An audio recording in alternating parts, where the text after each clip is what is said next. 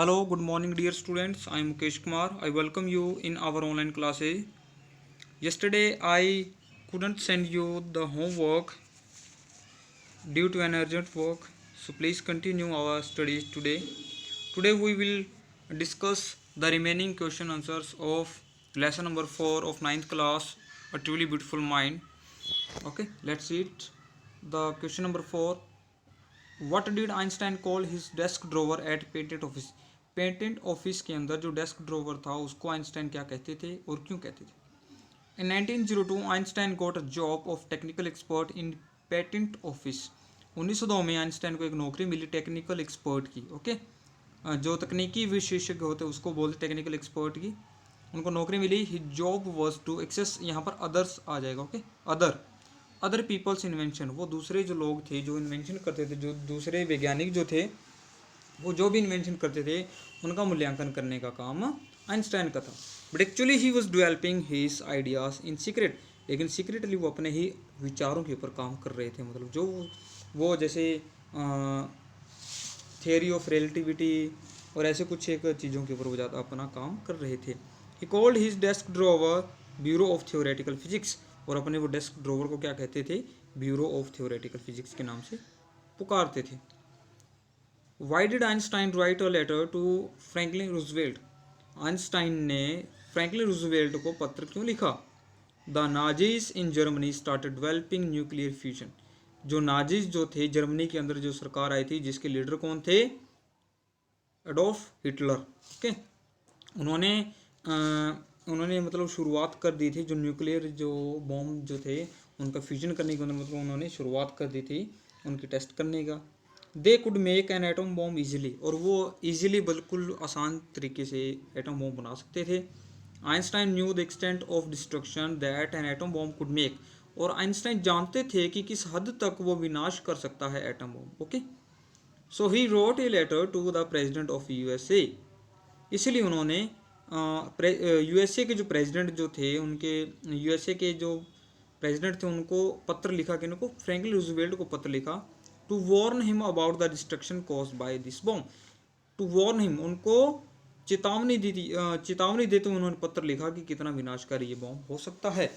आगे question number 6 है, how did Einstein react to the bombing of Hiroshima and Nagasaki?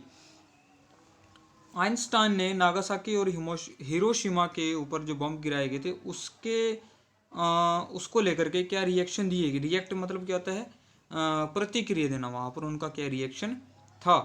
Einstein was deeply shaken by the extent of the destruction caused by the atom bomb in Hiroshima and Nagasaki.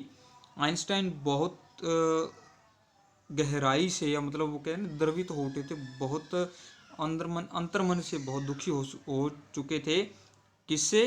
जो विनाश हुआ था उस atom bomb की वजह से. कहाँ पर? हिरोशिमा और Nagasaki.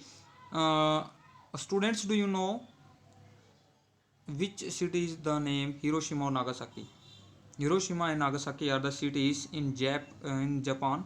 Okay, second world war के दौरान हिरोशिमा और नागासाकी के ऊपर अमेरिका ने बॉम्ब गिराया था, एटम बॉम्ब गिराया था. आज भी उसका असर आपको देखने को मिलेगा. अगर आप यूट्यूब के ऊपर सर्च करते हो तो पता चल जाएगा उसके कितने नुकसान हैं.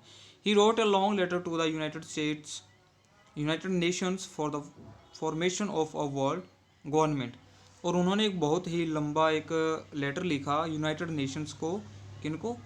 यूनाइटेड नेशंस को for the formation of world government. एक विश्व सरकार के रूप के लिए उन्होंने कहा कि एक विश्व सरकार होनी चाहिए जो कि पूरे विश्व के ऊपर कंट्रोल करे कि जो भी एटम बॉम्ब बनाए उनको जानकारी होनी चाहिए. इसलिए उन्होंने उसके प्रति काम किया और उसका असर भी हुआ. After this incident he got more involve in politics and work for piece and democracy in the world. और इस दुर्घटना के बाद ही गॉट मोर इन्वॉल्व, वो बहुत ज़्यादा इन्वॉल्व हो गए थे. किसमें? राजनीति के अंदर वो बहुत ज़्यादा शामिल हो चुके थे. And worked for piece and democracy in the world, और पूरी दुनिया में, विश्व में शांति और लोकतंत्र के लिए वो काम करते रहे.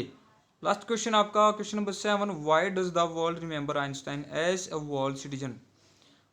जो पूरी दुनिया है आइंस्टाइन को विश्व नागरिक के रूप में क्यों याद करती है या उनको क्यों जानती है?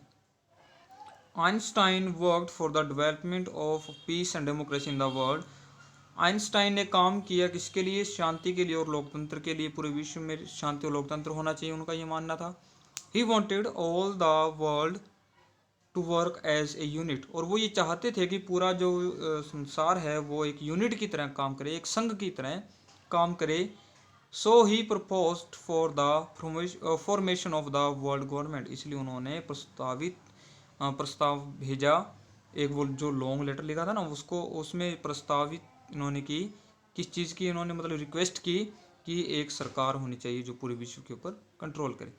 That is why the world remembers him as a world citizen, इसलिए जो पूरा विश्व है उनको याद रखता है किस रूप में? एक वर्ल्ड सिटीजन के रूप में, विश्व नागरिक के रूप में उनको याद रखता है। जैसे कि यूएनओ है ना, यूनाइटेड नेशंस ऑर्गेनाइजेशन, तो वही काम करता है पूरे विश्व को कंट्रोल करने का। Okay, thank you, have a nice day.